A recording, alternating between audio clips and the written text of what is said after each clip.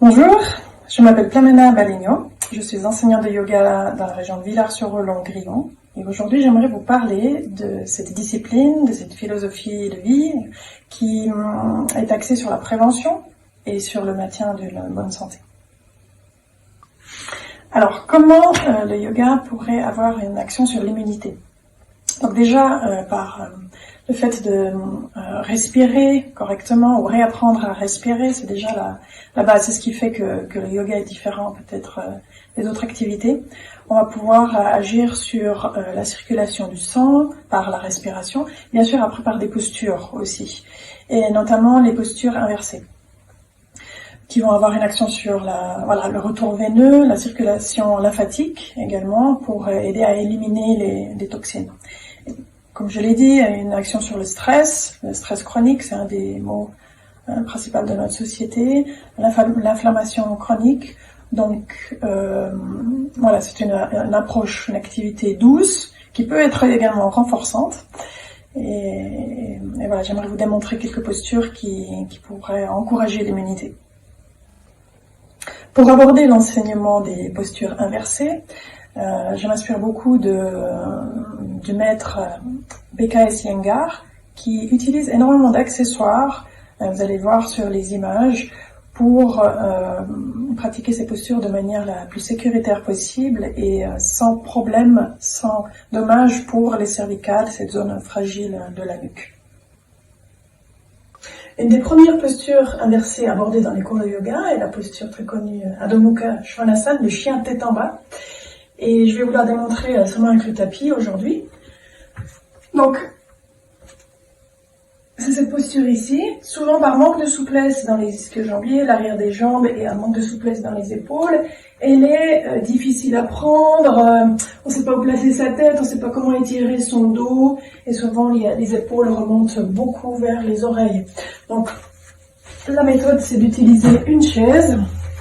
Ça, c'est une chaise typique pour la pratique de yoga, où on va être un peu plus haut, poser les mains sur la chaise, reculer les pieds, essayer d'avoir les épaules en arrière pour dégager les voies respiratoires de la poitrine et reculer ainsi et mettre moins de poids sur les épaules, ainsi plus sûr pour les articulations et axer l'étirement sur le dos, ouverture de la poitrine, cage thoracique, l'allongement du ventre et de la colonne vertébrale.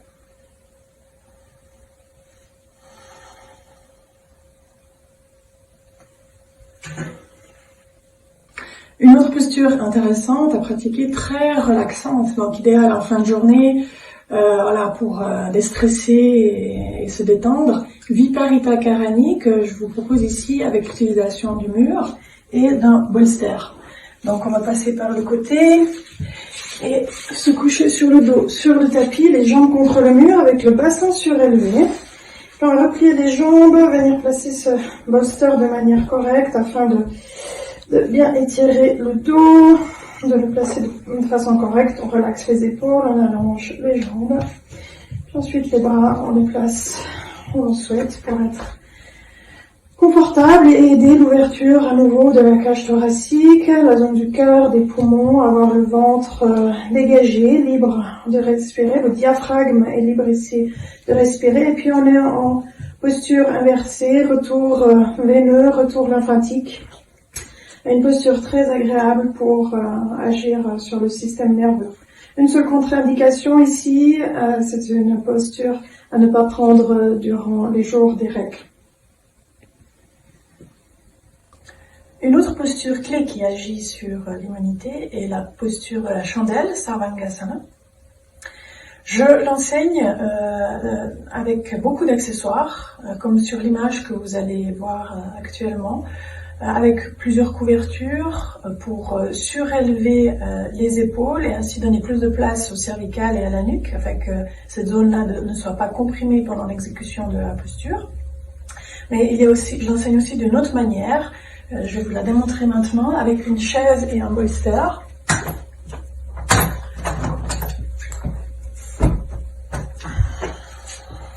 Voilà, donc on passe par le côté. Et puis on vient poser ses mains sur le bolster, descendre sur les épaules avec précaution.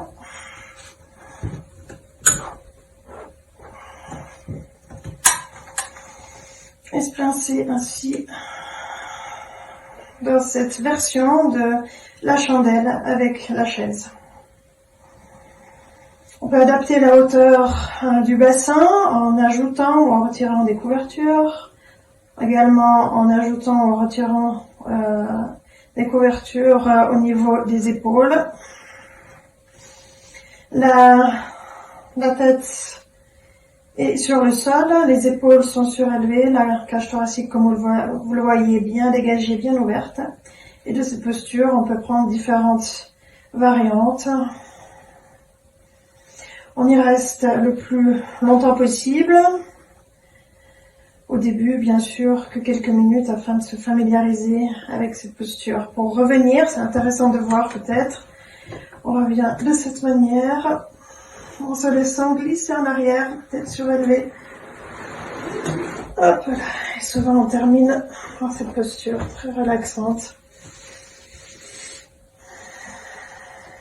Voilà. Voilà, si cette vidéo a suscité votre intérêt, si vous êtes curieux d'essayer, donc je suis prête à répondre à toutes vos questions. En ce moment, je propose des cours par Zoom hebdomadaires et également je me déplace à domicile pour des cours privés.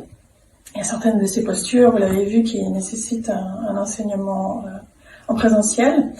Et puis, je propose aussi une fois par mois, les jeudis, les derniers jeudis de chaque mois à 19 h, un cours par Zoom qui est gratuit, ouvert à tous, si vous souhaitez découvrir ma méthode d'enseignement. Donc, pour me contacter, mon adresse mail, yogavillard, avec un S à la fin, @gmail.com. Je suis également sur Instagram et Facebook, sous le nom Yoga Villard. Et puis, mon numéro de téléphone, peut-être encore, 077 815 43 20. Je vous remercie d'avoir regardé cette vidéo. Bonne journée.